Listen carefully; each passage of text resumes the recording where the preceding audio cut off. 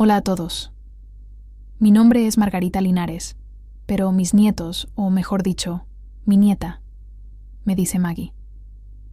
Tengo 72 años y hasta hace un año me consideraba la matriarca de una familia que, a los ojos del mundo, parecía sacada de una revista de domingo. Vivía en una casona en la Ciudad de México, la misma en la que crié a mis hijos y donde, por 50 años, construí una vida al lado de mi difunto esposo, Esteban. La casa siempre estaba llena, ruidosa, llena de vida. Yo lo comandaba todo con mano firme, pero amorosa, o así me gustaba pensar. Tras la muerte de Esteban, hace 2 años, el silencio comenzó a instalarse, y con él, una sensación de que me estaba convirtiendo en un objeto de decoración caro, una reliquia que todos respetaban, pero nadie sabía exactamente qué hacer conmigo. Mis hijos, principalmente el mayor, Javier, empezaron a hacerse cargo de todo, para ahorrarme las molestias, decían, y yo, cansada por el dolor del luto, los dejé. Mal sabía yo que estaba entregando las llaves no solo de mi casa, sino de mi propio destino. La historia que quiero compartir con ustedes ocurrió en un solo día, el día en que desperté en la suite presidencial de la Hacienda de los Milagros, en San Miguel de Allende. Se suponía que era un regalo de Javier y mi nuera, Isabela, un viaje para celebrar la vida, para animarme. La hacienda era un espectáculo, uno de esos lugares que vemos en las películas, con patios repletos de bugambillas, fuentes susurrantes y un servicio impecable. La noche anterior, cenamos en un restaurante elegante. Recuerdo a Javier haciendo un brindis por la fortaleza de mamá. Isabela sonreía, una sonrisa que nunca le llegaba a los ojos. Hablaron de cómo me merecía este descanso, este lujo, y yo, como una tonta, les creí. Creí que su amor era la motivación, cuando en realidad yo era solo un paquete siendo despachado a un exilio dorado, un estorbo que necesitaban quitar del camino para poner sus manos en lo que realmente importaba. El CIS, patrimonio que Esteban y yo tardamos toda una vida en construir. Aquella mañana, desperté con un silencio que no era de paz, sino de ausencia. La luz que entraba por la ventana de madera tallada era suave, la cama era un nido de sábanas de algodón egipcio, y el aire olía a lavanda y a tierra mojada del jardín. Pero algo estaba terriblemente mal. Normalmente, despertaba con el sonido del celular de Javier, con la voz apresurada de Isabela organizando algo. Pero allí, en esa suite que costaba más, por noche de lo que yo gastaba en un mes, solo se oía el sonido de mi propia respiración. Llamé a Javier, 1, 2 veces. La única respuesta fue el eco de mi voz en la espaciosa habitación. Me levanté, con el cuerpo un poco rígido, como es normal a los 72 años, y caminé por la suite. Sus maletas no estaban. El traje que Javier usó la noche anterior había desaparecido. El vestido de Isabela, también. En la mesita de centro, solo estaba la cuenta del hotel, pagada, y una nota que sellaría el inicio del día más largo y transformador de mi vida. Antes de continuar, sé que muchos de ustedes que leen estas historias en foros como el nuestro, lo hacen en busca de inspiración, y tal vez no piensan en suscribirse o seguir. Pero les pido que lo hagan. Dicen que más del 70% de las personas que encuentran contenido valioso en Internet nunca se suscriben para recibir más. Si mi historia, o las otras que se comparten aquí, tocan su corazón, suscríbanse al foro, activen las notificaciones. Historias como la mía demuestran que la vida no se acaba a los 60 o 70 años. A veces, recomienza de formas que nunca imaginamos. No pierdan la oportunidad de leer algo que puede, quién sabe, transformar su perspectiva. Ahora, prepárense para descubrir cómo una mujer, que fue dejada atrás como un mueble viejo en un hotel de lujo, usó la sabiduría que solo los años pueden dar para darle la vuelta a la tortilla. El cambio, mis amigos, comienza con la decisión de actuar. Continuemos. La nota era corta, casi una ofensa en su simpleza. Mamá, tuvimos una emergencia de negocios y tuvimos que regresar. El hotel está todo pagado por una semana. Descansa, disfruta del spa. Te amamos, te amamos. Esas 2 palabras sonaron como una broma de pésimo gusto. ¿Qué clase de emergencia de negocios ocurre a mitad de la noche sin una llamada, sin una palabra de despedida? Me senté en el sillón de terciopelo, con el papel temblando un poco en mis manos. No era el abandono lo que más me hería, sino la mentira descarada, la falta de respeto.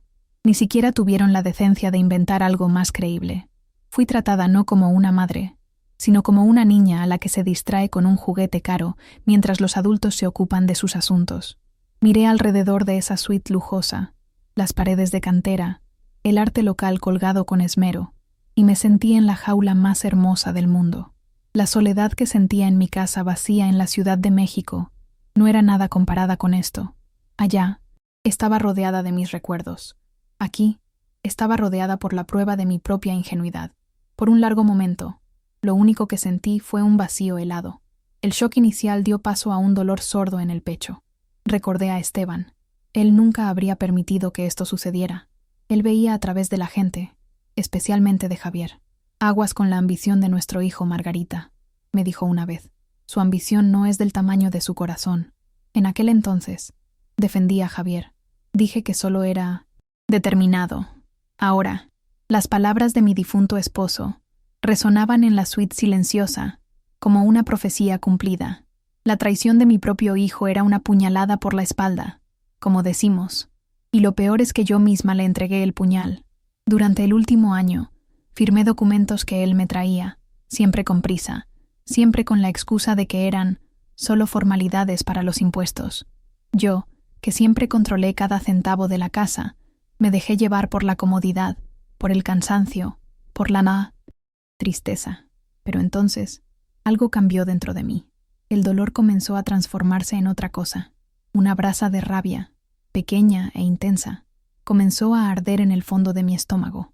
Miré mi imagen reflejada en el vidrio oscuro de la pantalla de la televisión. Vi a una mujer de cabello blanco, con las marcas del tiempo en el rostro.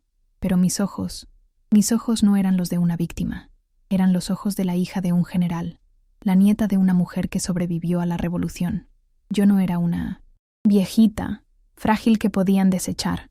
Yo era Margarita Linares, y si pensaban que podían borrarme de mi propia vida, estaban redondamente equivocados.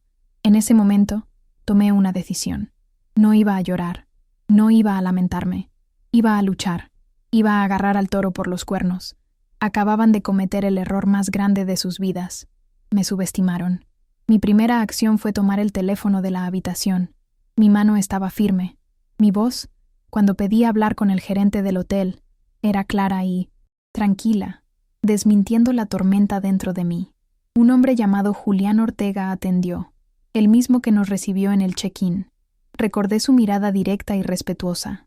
Le pedí que viniera a mi suite, diciéndole que necesitaba ayuda con un asunto delicado. Llegó en menos de 5 minutos. Un hombre de mediana edad, con un aire de competencia serena. No entré en detalles sobre el abandono. Solo dije, con la mayor naturalidad que pude invocar, que mis hijos tuvieron que partir y que hubo un cambio de planes. Entonces hice la pregunta clave. Señor Ortega, ¿por casualidad usted sabe a qué hora mi hijo y mi nuera hicieron el checkout? Él consultó su tableta discretamente. Por supuesto, señora Linares. El checkout se procesó a las 11:30 de la noche. 11:30. Terminamos de cenar a las 10. Su emergencia convenientemente ocurrió justo después de dejarme en la puerta de mi habitación. La confirmación fue como un golpe, pero agradecí con un asentimiento, manteniendo la compostura. Con la primera pieza del rompecabezas en la mano, sabía cuál era el siguiente paso. Necesitaba poder, información, a alguien de mi confianza que estuviera fuera del círculo familiar. Necesitaba a mi notaria pública, Sofía de la Vega. Sofía no era solo una abogada, era una muralla, una mujer brillante, unos 20 años más joven que yo, que heredó el despacho de su padre y lo convirtió en una fortaleza de integridad. Conocía los secretos de la mitad de las familias ricas de la Ciudad de México y entendía, mejor que nadie, cómo los lazos de sangre podían convertirse en cadenas de codicia.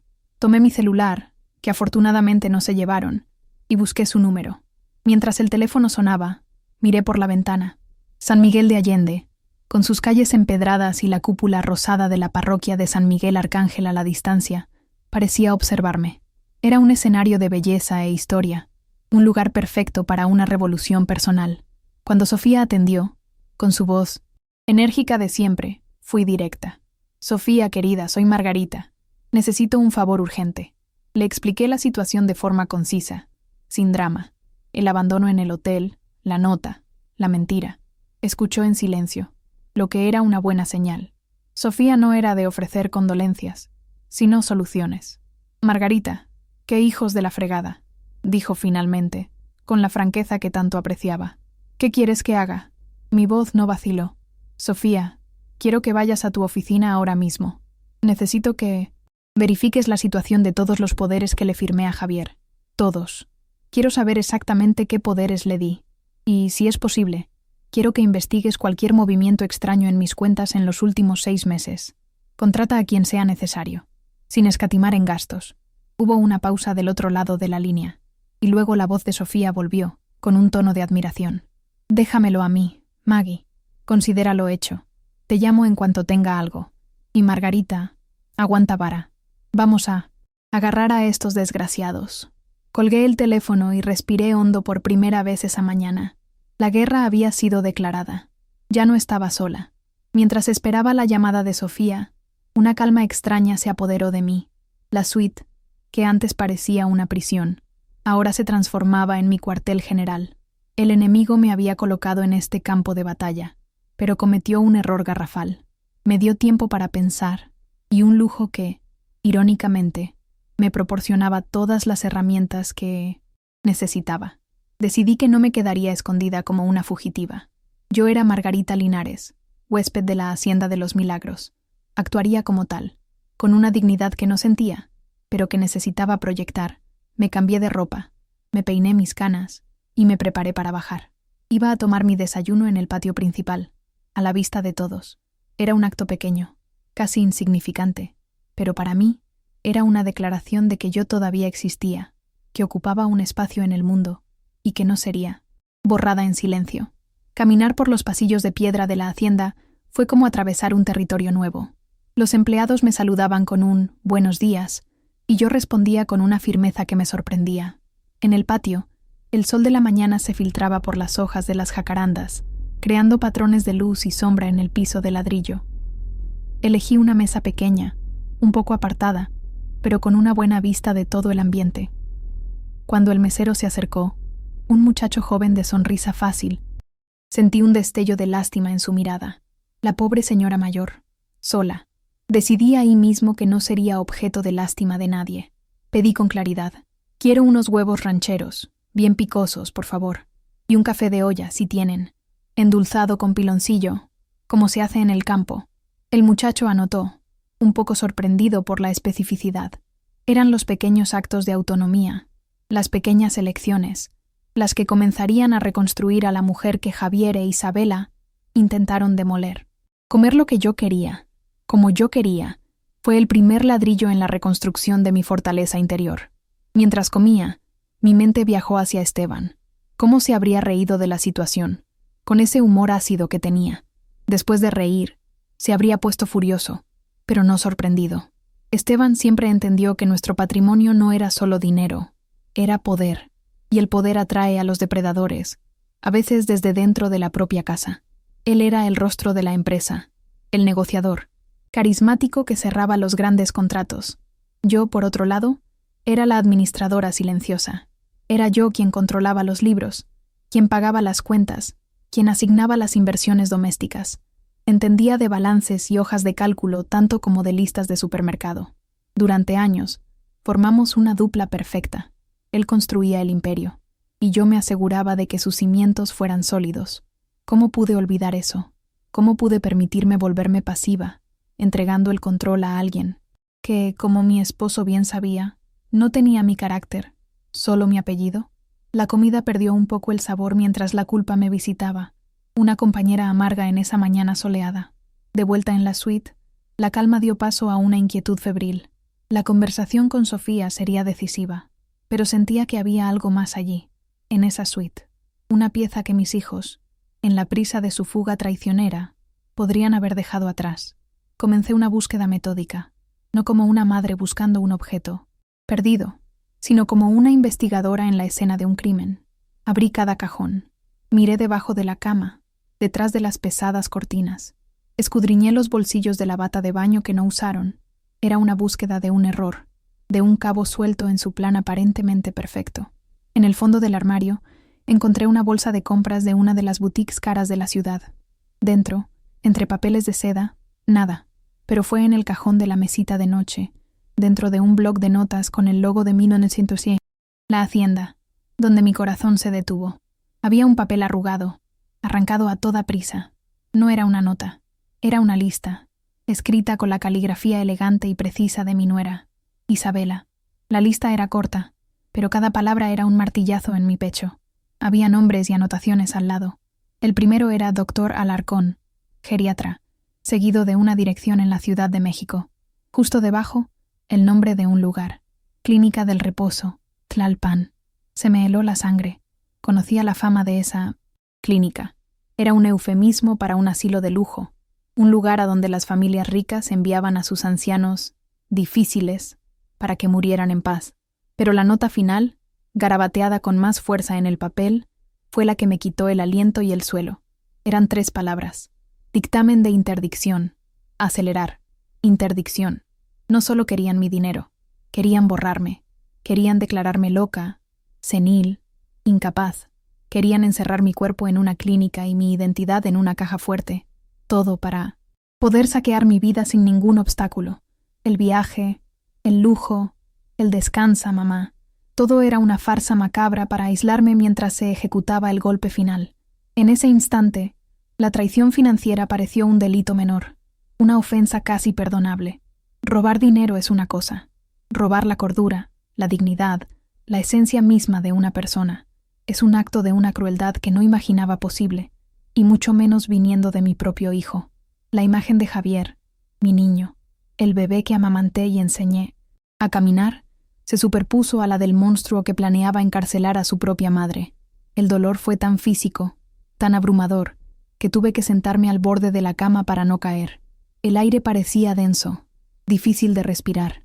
No solo me estaban traicionando, estaban ejecutando mi alma. La rabia que había sentido antes era la llama de una vela. Lo que sentía ahora era un incendio forestal, una furia purificadora y helada que quemó todas mis dudas, todo mi amor maternal mal encauzado, y dejó atrás solo una certeza absoluta, la de que iba a destruirlos, no por venganza, sino por supervivencia. Mi mente, ahora afilada por la adrenalina y la furia, comenzó a trabajar con una claridad aterradora. No podía quedarme en esa hacienda ni un minuto más. Era la escena del crimen, el escenario de su humillación. Tomé el teléfono y llamé a Julián Ortega de nuevo. Mi voz, para mi sorpresa, era perfectamente estable, casi metálica. Señor Ortega, ha habido otro cambio de planes. Necesito hacer el check-out esta tarde. Y necesito un coche, un vehículo discreto, no un taxi del hotel, que me lleve a Querétaro, no a la Ciudad de México. Quiero que esta solicitud se mantenga con la máxima confidencialidad. ¿Puede hacer eso por mí? No dudó. Claro, señora Linares. Lo que usted necesite. El coche la estará esperando en la salida de servicio a las 3 de la tarde. Nadie se enterará. En ese momento, Julián dejó de ser un gerente de hotel. Se convirtió en mi cómplice, mi primer soldado en esta guerra que yo no empecé, pero que yo definitivamente terminaría. Mientras metía mis pocas pertenencias en mi bolso de mano, mi celular sonó. El nombre, Sofía de la Vega, brillaba en la pantalla. Mi corazón dio un brinco, una mezcla de miedo y expectativa. Este era el momento de la verdad, la confirmación legal de ese trozo de papel arrugado, que sostenía en la otra mano como si fuera una sentencia de muerte. Me senté de nuevo, respiré hondo y contesté. «Maggie». La voz de Sofía era urgente. «Estoy en la oficina. Ya revisé todo.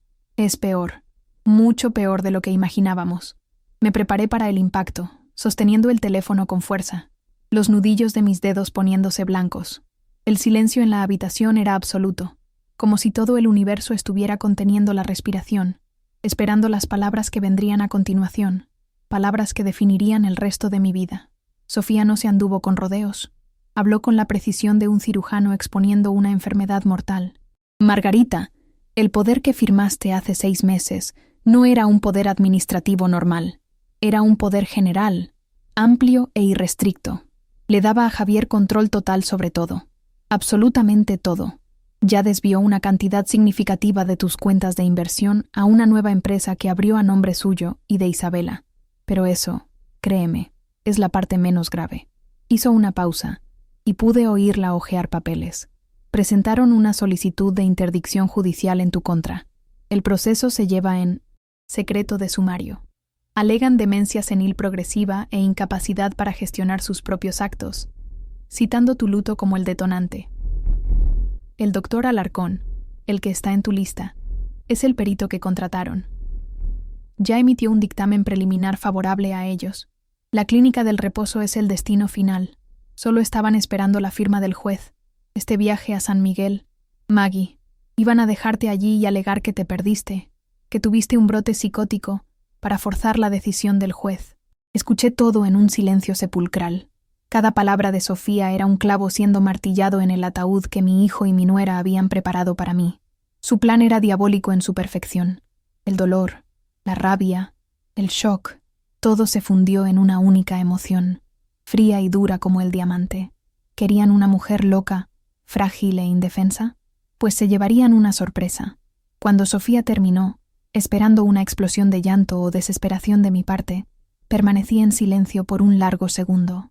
El mundo allá afuera, con su sol y sus flores, parecía una realidad distante. Solo estaba mi voz, que sonó extraña a mis propios oídos, desprovista de toda emoción, cuando finalmente hablé. Sofía, dije, calmadamente, jurídicamente, ¿qué necesito hacer para revocar un poder, bloquear todas mis cuentas y, lo más importante, qué hago para desheredar a un hijo? La matriarca estaba de vuelta, y no iba a tomar prisioneros. La respuesta de Sofía al otro lado de la línea fue la de una estratega en 1900 tiempos de guerra, no la de una abogada ofreciendo condolencias. De acuerdo, Margarita. Escucha con atención. Este es nuestro plan de ataque. Primero, la revocación del poder. Es nuestra prioridad absoluta.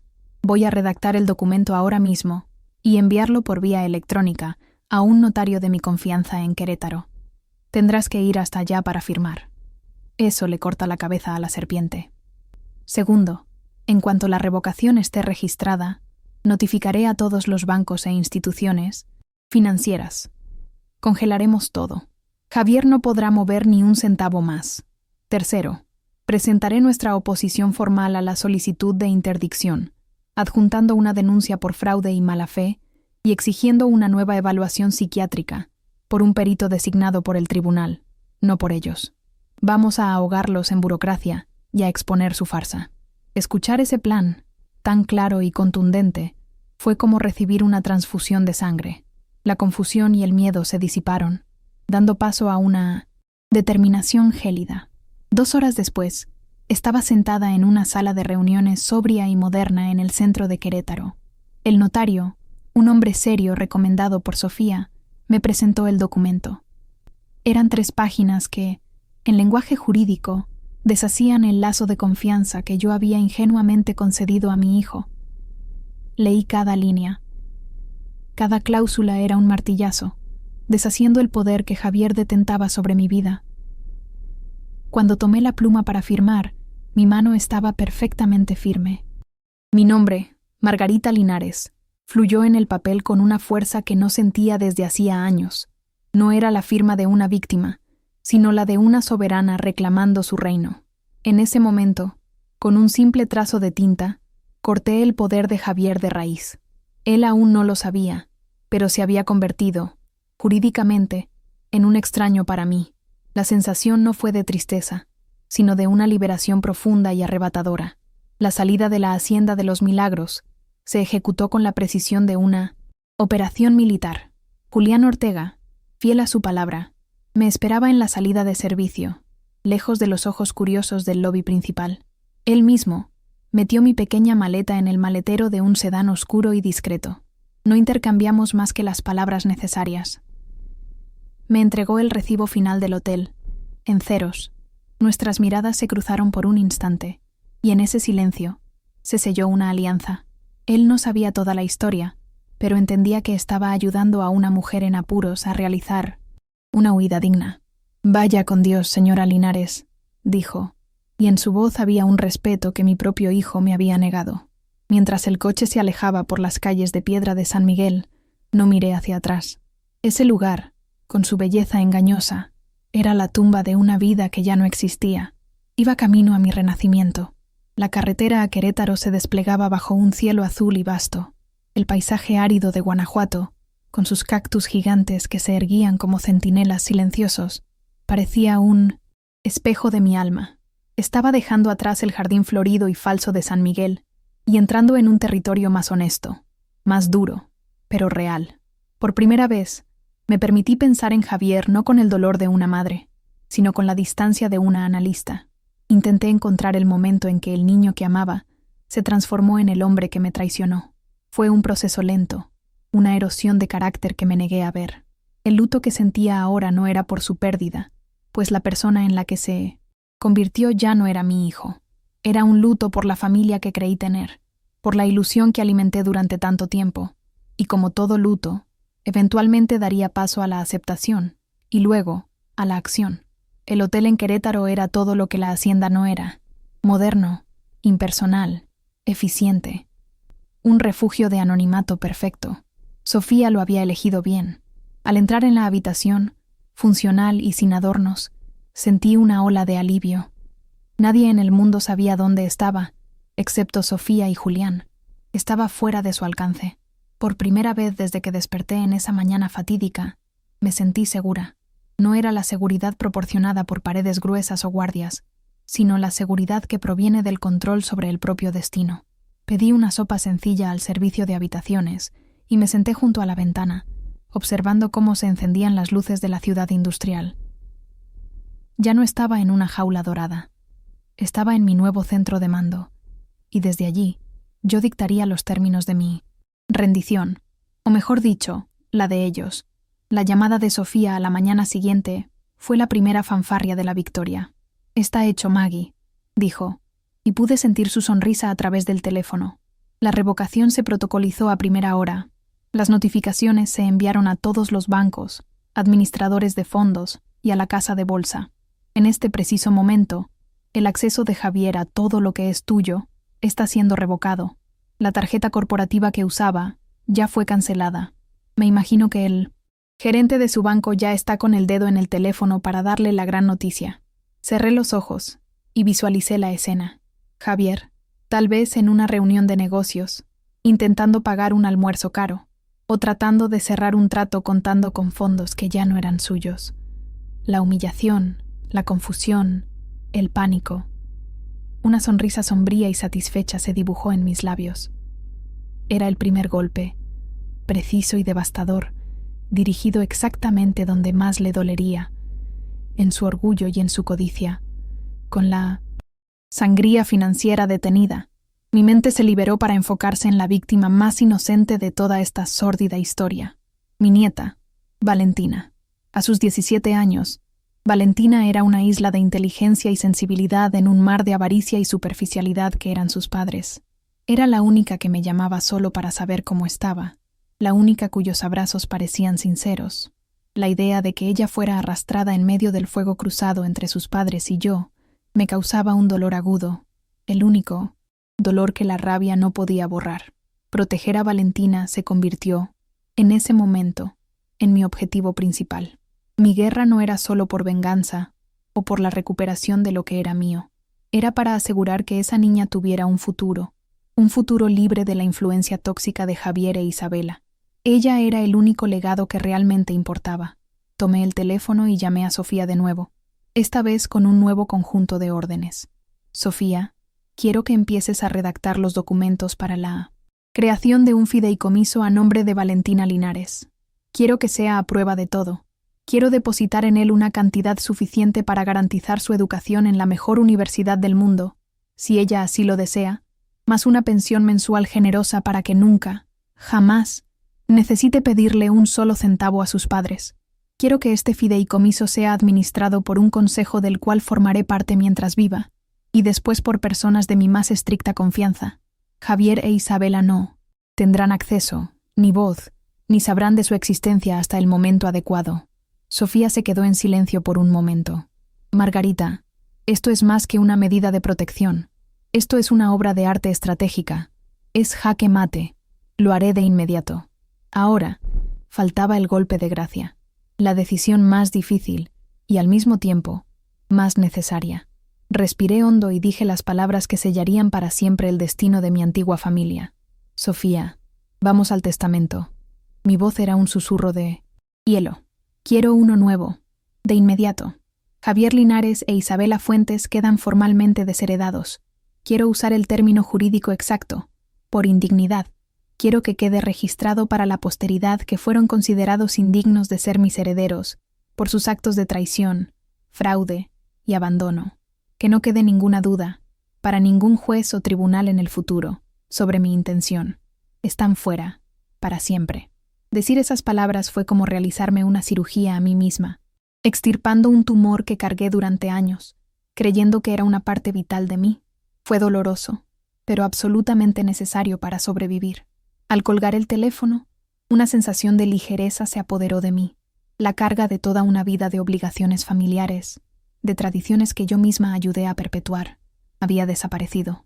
Ya no era la guardiana de un legado destinado a un hijo que resultó estar podrido. Era la arquitecta de un nuevo futuro. Mi fortuna, el trabajo de toda una vida mía y de Esteban, ya no sería un premio para la codicia. Sería una herramienta para la justicia, para la educación, para la cultura. Miré por la ventana del hotel en Querétaro, no a las luces de la ciudad, sino a la página en blanco de mi futuro. Un futuro que sería escrito enteramente por mí, en mis propios términos. Y por primera vez en mucho, mucho tiempo, las posibilidades parecían infinitas. La matriarca no había muerto. Acababa de renacer de las cenizas.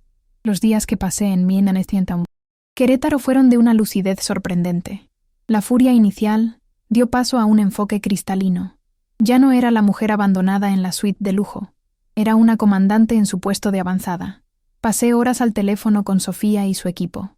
Juntas, mapeamos cada activo, cada inversión, cada propiedad. Revisamos documentos, trazamos estrategias legales y preparamos nuestra contraofensiva con el cuidado de un maestro de ajedrez, preparándose para el juego de su vida. En este interludio de calma, estratégica, mientras se preparaban los documentos para el fideicomiso de Valentina y mi nuevo testamento, sentí resurgir una parte de mí que pensé que estaba muerta y enterrada con Esteban. La administradora, la guardiana, la mujer que entendía el poder del dinero no solo para comprar, sino para construir y proteger. Entonces, llegó la hora de tender la trampa final. La confrontación era necesaria, no por ellos, sino por mí. Necesitaba mirarlos a los ojos cuando su mundo se derrumbara, pero no.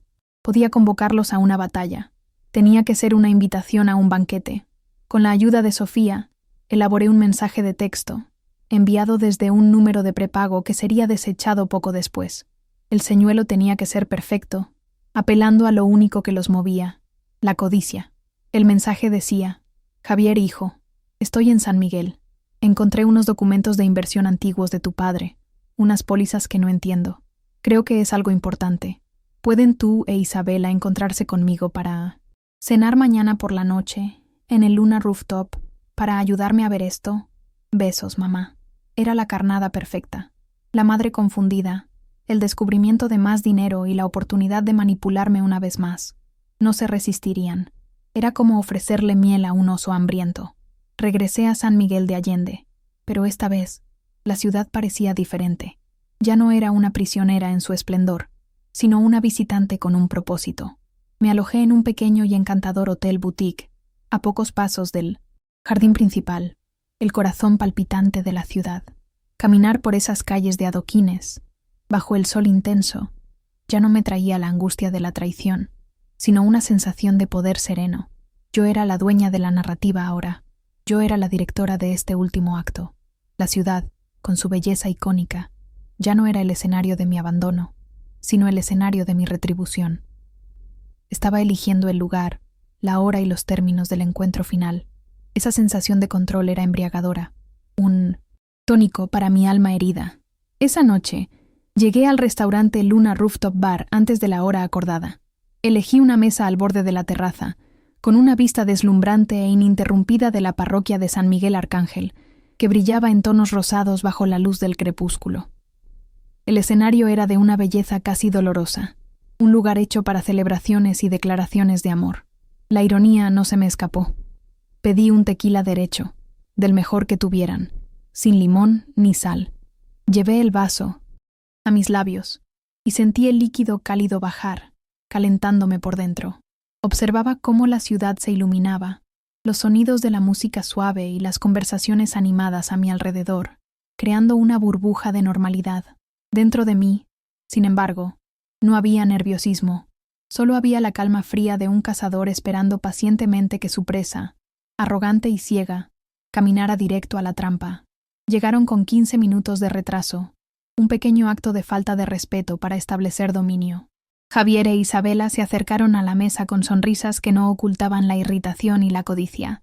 Las últimas semanas debieron haber sido un infierno para ellos, con las cuentas bloqueadas y los planes deshechos, y claramente me culpaban de alguna confusión burocrática. «Mamá, qué bueno verte. Estábamos tan preocupados. ¿Por qué no nos contestabas?», dijo Javier, inclinándose para darme un beso en la mejilla que no correspondí. Isabela, elegante en un vestido de diseñador, se sentó y sus ojos recorrieron el lugar, evaluando el estatus, y sin duda, imaginando lo que esos documentos de inversión podrían reportarles. Eran tan predecibles, tan transparentes en su avaricia, que por un momento sentí lástima por ellos, pero la lástima es un lujo que ya no podía permitirme. Los dejé hablar, dejé que montaran su teatrito de hijos preocupados, inventando excusas absurdas sobre la emergencia que los había sacado de la ciudad, sobre cómo intentaron llamarme incesantemente. Asentí, sonreí, discretamente, y desempeñé mi papel de madre un poco senil y agradecida por la ayuda. Pedí las entradas más caras del menú, un ceviche de pulpo y unas quesadillas de flor de calabaza con queso de cabra, acompañadas de un sofisticado vino blanco. Dejé que se relajaran, que se sintieran en control, que creyeran que la noche terminaría conmigo convenciéndolos de firmar otro documento, de darles otra rebanada de mi patrimonio. Su arrogancia era mi mayor aliada. Bajaron la guardia por completo, riendo y hablando de sus planes, gastando ya el dinero que creían estar a punto de descubrir. Cuando el mesero terminó de servir el vino, me incliné hacia adelante, apoyando los codos en la mesa. Mi movimiento fue sutil, pero capturó su atención. Miré primero a Javier, el hijo que un día amé más que a mi vida, y luego a Isabela, la arquitecta de gran parte de mi dolor. Mi voz, cuando hablé, fue baja, casi un susurro, pero cada sílaba era clara y pesada como una piedra. Por cierto, esa emergencia de negocios que tuvieron tenía nombre y dirección, ¿no es así? Doctor Alarcón, en la Ciudad de México, la Clínica del Reposo, en Tlalpan, y un objetivo muy claro, un dictamen de interdicción. Dije las palabras sin emoción, como si estuviera leyendo una lista del supermercado. Vi cómo la sangre desaparecía del rostro de Javier. La sonrisa de Isabela se congeló, transformándose en una máscara de horror.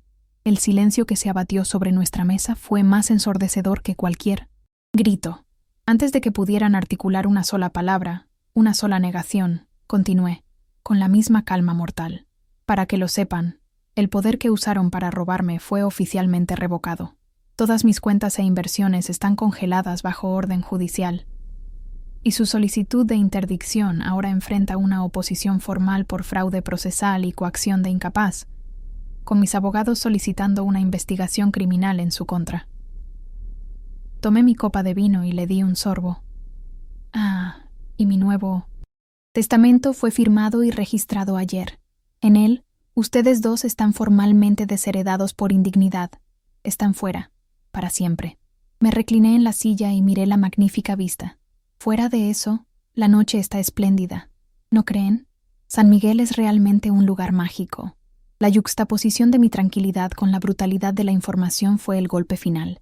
No solo fueron derrotados, fueron aniquilados. Su reacción fue un espectáculo patético. Javier estaba pálido, boquiabierto, como un pez fuera del agua, la mano temblando tanto que tiró su copa de vino, que se hizo añicos en el suelo, pero nadie pareció notarlo. Isabela, por su parte, perdió toda su compostura de niña bien. Sus ojos echaban chispas de puro odio y pánico. Su boca se contorsionaba en una mueca fea. Vinieron a la matanza, esperando encontrar una oveja dócil, pero encontraron una leona que no solo se defendió, sino que volteó la cacería contra los cazadores. No sentí alegría, ni siquiera satisfacción. Sentí solo el vacío de la conclusión, el final de un capítulo doloroso. Me levanté, puse un billete de denominación alta sobre la mesa para cubrir la cuenta y el destrozo, y me di la vuelta para irme. «Disfruten la cena», dije por encima del hombro. No había nada más que decir. Al alejarme de ese restaurante, dejando atrás los escombros de la codicia de mi hijo, no sentí el peso de la venganza. Sentí la ligereza de la libertad. El aire nocturno de San Miguel parecía más fresco, más limpio. El dinero y los bienes que había pasado la vida acumulando con Esteban ya no eran una fuente de conflicto, un objetivo para depredadores. Eran una herramienta, un recurso poderoso. Y mientras caminaba hacia el jardín principal, bajo las luces y los sonidos de la ciudad viva, un nuevo propósito comenzó a tomar forma en mi mente. Un propósito que no tenía nada que ver con el pasado, sino todo que ver con el futuro. Un futuro que yo construiría. Mi fortuna no sería un monumento a la memoria de una familia fallida, sería semilla. Y la primera semilla, decidí allí mismo, se plantaría al día siguiente, en la Biblioteca Pública de San Miguel de Allende, un lugar que sirve a la comunidad, que ofrece conocimiento y esperanza. El legado de Margarita Linares apenas comenzaba. A la mañana siguiente, el aire de San Miguel se sentía diferente. La furia de la noche anterior se había disipado con la neblina del amanecer, dejando tras de sí un cielo despejado y un propósito claro. Mi primer destino no fue un despacho de abogados o un banco, sino la biblioteca pública. Entré no como una turista, sino como una ciudadana en busca de un lugar para invertir. El lugar bullía con una energía contagiosa. Niños leyendo en puffs de colores, expatriados mayores aprendiendo español en un aula, jóvenes locales investigando en computadoras. Encontré a la directora, una estadounidense de cabello cano y ojos llenos de pasión, y me presenté. En 10 minutos, le expliqué mi deseo: hacer una donación sustancial, suficiente para remodelar y ampliar toda el ala infantil, y lo más importante, para crear un programa de inclusión digital para personas de la tercera edad. Quería que los ancianos de la ciudad, mexicanos y extranjeros, pudieran conectarse con el mundo, con sus familias, y nunca se sintieran aislados como yo me sentí. Su reacción, una mezcla de shock y alegría lacrimosa, fue la primera confirmación de que estaba en el camino correcto. Al salir de la biblioteca y volver a la luz del sol, una nueva comprensión se instaló en mí. La satisfacción que sentí al ver la esperanza en los ojos de esa directora era algo que ninguna venganza, por más justificada que fuera, podría proporcionarme. La victoria sobre Javier e Isabela en el restaurante había sido un acto de poda, de quitar una rama enferma y parasitaria. Pero este acto de dar, era un acto de siembra. Era el comienzo de un nuevo jardín. Comprendí, con una claridad que solo la experiencia puede traer, que el verdadero poder de la fortuna que Esteban y yo construimos no residía en su acumulación, sino en su circulación. El dinero, encerrado en cuentas e inversiones, era solo un número. Transformado en libros, en computadoras, en oportunidades, cobraba vida, ganaba un propósito que trascendía la codicia y el ego. Mi horizonte se expandió. Un solo acto de caridad era bueno, pero no era un legado. Era necesario crear una estructura, algo que perdurara más allá de mí. Llamé a Sofía, mi fiel general. «Sofía, vamos a abrir una fundación», anuncié, mi voz firme con la convicción de mi nueva misión. La Fundación Linares Esteban. Quiero que se enfoque en la educación y la salud básica para niños de las comunidades rurales de Guanajuato. Las rancherías que los turistas no ven, los niños cuyos padres trabajan en el campo para sostener el lujo de ciudades como San Miguel. Quiero que el nombre de Esteban se asocie con esto, con la construcción de futuros, no con la riqueza vacía que nuestro hijo codiciaba. Era una forma de resignificar no solo mi vida, sino también la memoria de mi esposo, transformando nuestro éxito material en capital humano. Pero mi visión iba más allá de lo local. Quería crear algo a escala nacional, algo que hablara de mi viaje como mujer. Recordé mi propia juventud, cuando mi deseo de estudiar historia en la universidad fue gentilmente puesto de lado en favor de un buen matrimonio, como era la costumbre. Pensé en la fuerza de las mujeres mexicanas, en figuras como Sor Juana Inés de Minao, la Cruz, que luchó contra todo y todos por su derecho al conocimiento. Sofía, dije en otra llamada, contacta a la rectoría de la UNAM. Quiero establecer una beca perpetua.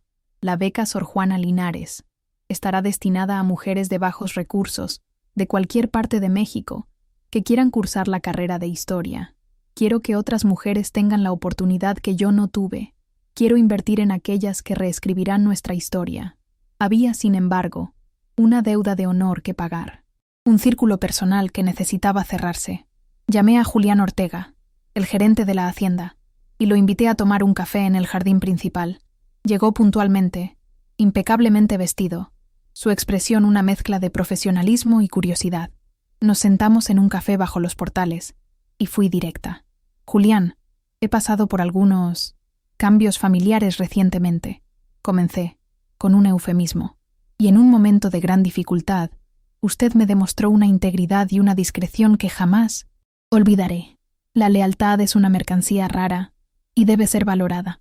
Él me escuchaba, atento, sin entender a dónde quería llegar. Por esa razón, continué, he decidido honrar esa integridad. Estoy estableciendo un fondo de becas en la universidad local para jóvenes talentosos que deseen seguir una carrera en hotelería y turismo. Quiero que jóvenes con su carácter y profesionalismo tengan la oportunidad de crecer. Y esa beca llevará su nombre. Será la beca de estudios Julián Ortega.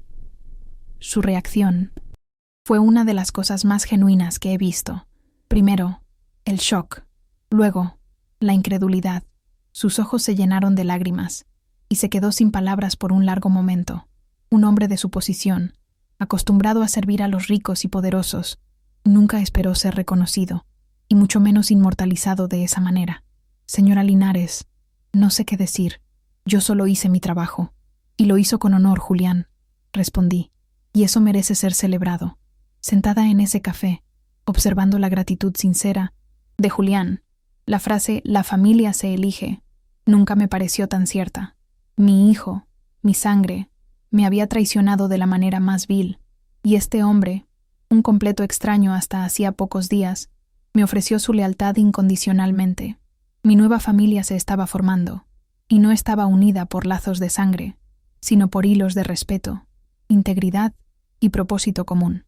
Mi familia ahora era Sofía, la abogada implacable que luchó por mí, Julián, el gerente honorable que me protegió, y los cientos, tal vez miles de rostros anónimos que serían tocados por mi fundación y mis becas. Ese era un linaje mucho más fuerte y significativo que el basado en un apellido. Unos días después, Sofía me llamó con lo que ella llamó el parte de guerra. Su voz era neutra, factual. Javier e Isabela están en serios problemas. El banco ejecutó las garantías de los préstamos que hicieron contando con tu dinero. Su círculo social, al oler la ruina financiera, les ha dado la espalda. Están siendo investigados penalmente por fraude. En resumen, están acabados. Escuché la noticia sin una pizca de alegría o placer. Sentí solo un distanciamiento, como si leyera sobre el destino de personajes de un libro que ya había terminado. Su caída no era mi objetivo final. Era solo la consecuencia inevitable de sus propias elecciones. Para mí, su historia había terminado. Yo ya estaba ocupada escribiendo la mía. Tomé entonces una decisión final y liberadora. La casona en la Ciudad de México, con sus habitaciones, silenciosas y sus recuerdos agridulces, ya no era mi hogar. Pertenecía a una vida que ya no existía. Le di instrucciones a Sofía para que la pusiera a la venta y transfiriera todas mis pertenencias personales a una bodega. Con parte del dinero, alquilé una casita encantadora en San Miguel, no muy grande, pero con un patio lleno de luz donde podría plantar mis propias bugambillas. Mi vida encontró un nuevo y tranquilo ritmo. Mañanas dedicadas a reuniones virtuales para estructurar la fundación, tardes pasadas leyendo en el jardín y noches disfrutando de un concierto o una obra de teatro. Ya no estaba sola, estaba en paz, conectada a una comunidad que estaba ayudando a nutrir. La última pieza de mi rompecabezas era Valentina. El fideicomiso garantizaba su futuro material, pero yo anhelaba su presencia, nuestra conexión.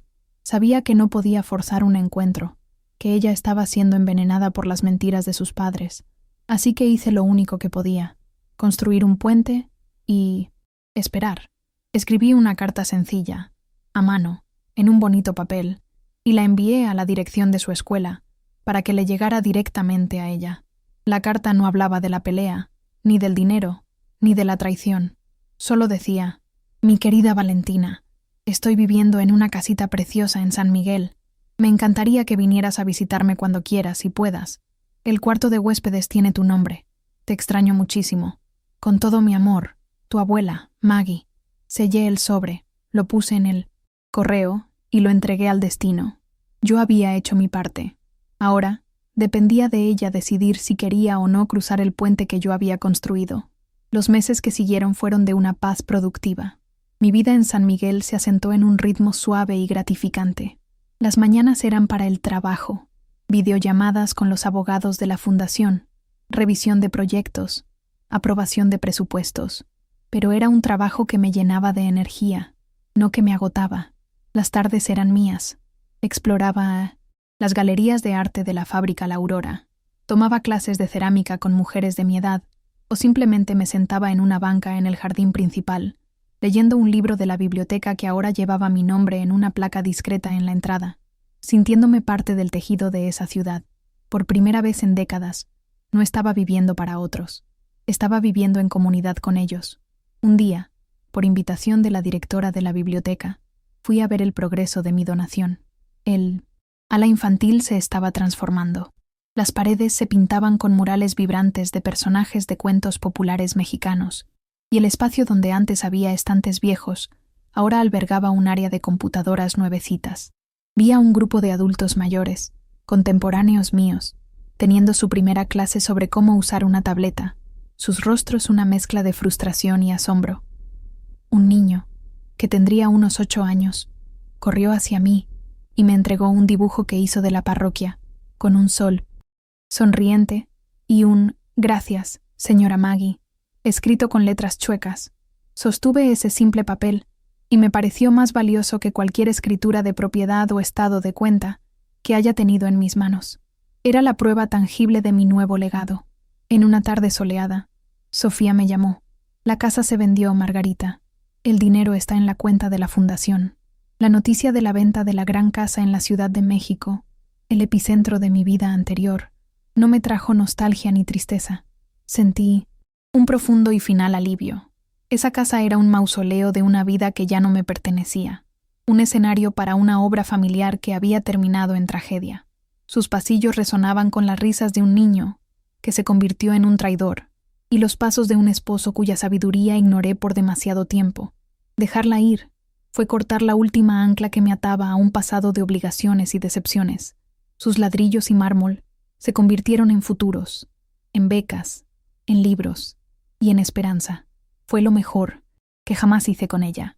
Lentamente, mi figura se hizo conocida en San Miguel, no como la viuda rica y solitaria, sino como Doña Margarita, la benefactora de la biblioteca, la señora que estableció las fundaciones. La gente me saludaba en la calle con un respeto cálido. Los dueños de las tiendas me ofrecían un café, los artistas me invitaban a la inauguración de sus exposiciones. Me estaba convirtiendo en una matriarca de nuevo, pero de un tipo diferente. No una matriarca de sangre, que gobierna por derecho y obligación, sino una matriarca de comunidad, que lidera con el ejemplo y la generosidad. Era una posición que no exigía control, solo conexión, y me llenaba de una forma que el control de mi antigua familia nunca pudo. Sin embargo, en medio de esta nueva paz, había un cabo suelto, una puerta que permanecía entreabierta, causando una corriente de aire frío en mi corazón. Valentina. Las semanas habían pasado desde que envié la carta, y el silencio era mi única respuesta. Cada noche, antes de dormir, me preguntaba, ¿habrá llegado la carta? ¿La habrán interceptado sus padres? O, la peor de las hipótesis, ¿la habrá leído Valentina y por lealtad o miedo habrá elegido su bando?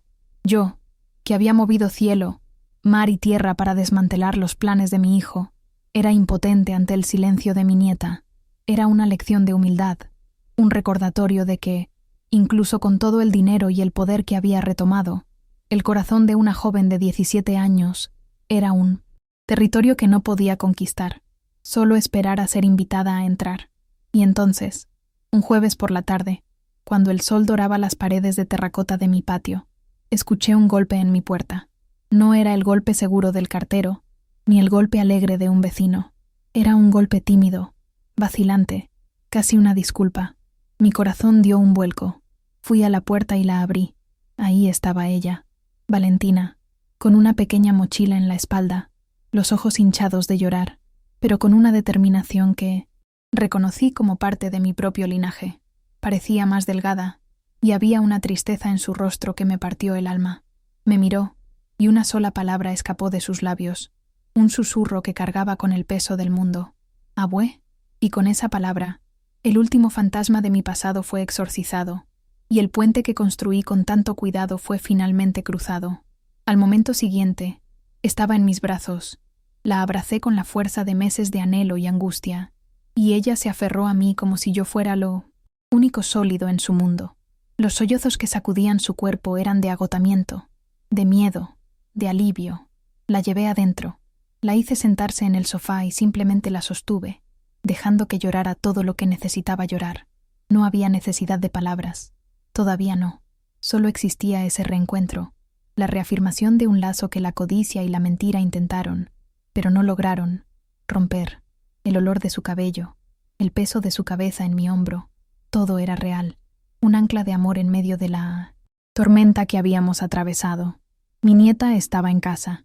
Después de que las lágrimas se secaron y una taza de chocolate caliente fue puesta en sus manos, Valentina comenzó a hablar, y la historia que contó fue aún más sórdida de lo que imaginaba. Describió una casa que se había convertido en un campo de batalla, con Javier e Isabela culpándose mutuamente por la ruina financiera, gritando, acusándose. Contó cómo le mintieron, diciéndole que yo estaba gravemente enferma, que había sido internada en una clínica por haber perdido la razón, y que los había culpado injustamente de todo. Pero Valentina, con su aguda inteligencia, notó las inconsistencias. Parecían tener más rabia que tristeza, abue, y cuando se les acabó el dinero, su preocupación desapareció. Mi carta, que ella recogió del correo antes que ellos, fue la confirmación de sus sospechas. Juntó el dinero de su almuerzo durante 3 semanas, compró un boleto de autobús y huyó para encontrar la verdad. Luego me miró con esos ojos grandes y serios, la pregunta inevitable flotando entre nosotras. Abue, ¿qué pasó en realidad? ¿Qué hicieron? Sabía que la forma en que respondiera a esa pregunta definiría nuestro futuro. Respiré hondo y le conté la verdad, no la versión rabiosa y vengativa, sino la versión tranquila y objetiva. Le expliqué el plan de interdicción, el desvío del dinero, el abandono en la hacienda, pero me centré en mis acciones, no solo en las de ellos. Tomaron decisiones terribles, Valentina, que pusieron en riesgo no solo el patrimonio de nuestra familia, sino mi libertad. Así que yo tuve que tomar mis propias decisiones difíciles, para proteger lo que tus abuelos construyeron, y, sobre todo, para protegerte a ti. Fue entonces cuando le conté sobre el fideicomiso, su póliza de seguro para una vida independiente. Valentina escuchó todo en silencio, su rostro pasando de la confusión a la comprensión, y finalmente, a una tristeza madura. Ya no era una niña. La crisis la había obligado a madurar. Miró alrededor de mi casita, las flores en el patio, los libros apilados en la mesa. Una pequeña sonrisa asomó a sus labios por primera vez. Entonces, ¿esta es tu nueva vida?, preguntó, con una pizca de admiración en su voz. Sí, mi amor, dije, tomando su mano y apretándola con fuerza. Y tú eres la parte más importante de ella. Las dos vamos a empezar de nuevo, juntas. En ese momento, supe que mi legado no estaría solo en las placas de bronce de las fundaciones o en los nombres de las becas. Mi verdadero y más preciado legado estaba allí, sentado frente a mí, sosteniendo mi mano, listo para construir su propio futuro, desde los cimientos de amor y verdad que, en ese preciso instante, estábamos reconstruyendo. Los primeros días con Valentina fueron como la lenta y cuidadosa restauración de una pintura valiosa. Había una delicadeza en nuestras interacciones, un miedo a tocar una herida aún abierta. Cocinamos juntas, y le enseñé a hacer el mole de mi madre, un secreto de familia que pensé que moriría conmigo. Caminamos sin prisa por las calles coloridas, y le mostré la tienda que vendía la mejor nieve de cajeta, el artesano que hacía las más bellas joyas de plata. Su presencia, su risa juvenil resonando en la pequeña casa, fue el remedio final para las últimas cicatrices en mi alma. Llenó el silencio no con ruido, sino con vida, y me di cuenta de cuán hambrienta estaba de esa sensación. Llegó el día en que la llamada a sus padres ya no podía posponerse. Valentina estaba aterrorizada, y vi en sus ojos el miedo profundo que siente un niño de decepcionar, incluso a aquellos que lo han herido. Me senté a su lado en el sofá, no como una general planeando un ataque, sino como una abuela, una aliada silenciosa. Sostuve su mano mientras marcaba. Escuché solo su lado de la conversación, y mi corazón se llenó de un orgullo feroz. Su voz, aunque temblorosa al principio, se volvió firme. No, papá, estoy con mi abuela. Sí, ya sé lo que... Dijeron, tomé mi decisión. Voy a terminar el año escolar aquí. Estoy segura y feliz. No, no voy a volver. Esta es mi casa ahora. Cuando colgó, había lágrimas en sus ojos, pero también una nueva luz. Era la luz de la autonomía. Había enfrentado a su primer gran toro y no se había echado para atrás. Con ese puente quemado, nos volcamos hacia el futuro. Las noches se convirtieron en un ritual de planeación y sueños. Extendidas en la mesa de la sala con una laptop, navegábamos por los sitios web de las universidades. Valentina, que antes pensaba en seguir los pasos de su padre en los negocios, ahora tenía una nueva pasión. La historia de mi lucha, de las batallas legales libradas por Sofía, encendió en ella una llama. «Abue», me dijo una noche, con los ojos brillantes, «quiero estudiar derecho. Quiero ser como Sofía. Quiero luchar por la gente que no puede luchar por sí misma». En ese momento, supe que mi legado estaba completo. No solo estaba financiando su educación, había inspirado su vocación. Inscribirla para el examen de admisión de la UNAM, el lugar que había elegido para honrar a las mujeres, parecía el más perfecto de los desenlaces. La felicidad, descubrimos, no estaba en los grandes gestos, sino en la rutina de nuestro nuevo comienzo. Estaba en el olor del café de olla que preparaba cada mañana mientras Valentina estudiaba. Estaba en nuestras idas al mercado, eligiendo verduras frescas y chismeando con los vendedores. Estaba en las tardes en que ella me leía fragmentos de sus libros de historia y discutíamos las revoluciones y los héroes del pasado, trazando paralelos con nuestras propias batallas. Era una vida sencilla, construida sobre la base sólida del respeto mutuo y el amor redescubierto. Una vida que no necesitaba la aprobación de nadie, solo la nuestra. Aprendimos a volver a empezar, no desde cero, sino desde la experiencia, la sabiduría y, sobre todo, la una de la otra. El tiempo, que antes parecía un enemigo, un ladrón de recuerdos y vigor, se convirtió en un aliado. Un año después de ese día fatídico en la hacienda, el paisaje de mi vida era irreconocible. Valentina era una estrella en su primer año de Derecho en la UNAM, viviendo en la capital durante la semana, pero regresando casi todos los fines de semana a la casita, en San Miguel, trayendo consigo la energía y los debates de la vida universitaria. Yo recibía informes trimestrales de mis fundaciones, docenas de niños en zonas rurales, recibiendo útiles escolares, la primera generación de la beca Julián Ortega graduándose con honores. Mi vida estaba llena hasta el borde, no con las vacías obligaciones sociales del pasado, sino con el gratificante peso del propósito. Mi rutina favorita era sentarme en mi banca de siempre en el jardín principal, al caer la tarde.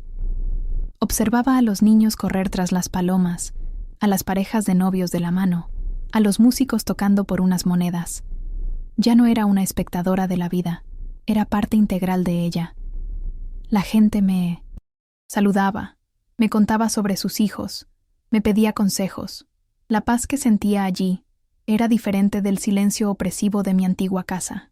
Era una paz vibrante, participativa, la paz de un soldado que, después de ganar la guerra más importante de su vida, descubrió que el verdadero premio no era el tesoro del enemigo, sino la oportunidad de cultivar su propio jardín en tranquilidad. Mis pensamientos, a veces, volvían al principio de todo, a la hacienda de los milagros, y sonreía. La ironía era divina. Mis hijos, en su ciega codicia, me llevaron a un lugar llamado Hacienda de los Milagros, para desecharme, sin darse cuenta de que, de hecho, me estaban llevando al lugar de mi propio milagro. El milagro no fue el lujo, ni la opulencia. El milagro fue el despertar. El milagro fue el redescubrimiento de mi fuerza, de mi voz, de mi valor. El milagro fue el nacimiento de la mujer que soy hoy. En ese silencio forzado, encontré mi verdadera libertad. La hacienda cumplió con su nombre, pero el milagro fue mi resurrección, no mi internamiento. Y esa, mis amigos de este foro, es la gran lección que la vejez me ha enseñado. La sociedad nos ve como frágiles, como una carga, como personas cuyo tiempo ya pasó. Miran nuestras arrugas y canas y ven el final. Pero están equivocados. Nuestras arrugas son mapas de batallas ganadas. Nuestras canas son una corona de sabiduría ganada a pulso. Aprendí que la verdadera familia no es la que la sangre nos impone, sino la que la lealtad nos ofrece. Y que nunca, jamás, es demasiado tarde para convertirte en la persona que debiste haber sido. La fuerza no disminuye con la edad. Solo se refina, se vuelve más inteligente, más estratégica. Por lo tanto, a todos ustedes que están leyendo mi historia, que quizás se sientan solos, subestimados o dejados de lado, les digo esto: no entreguen la pluma. No dejen que nadie escriba el capítulo final de su vida por ustedes.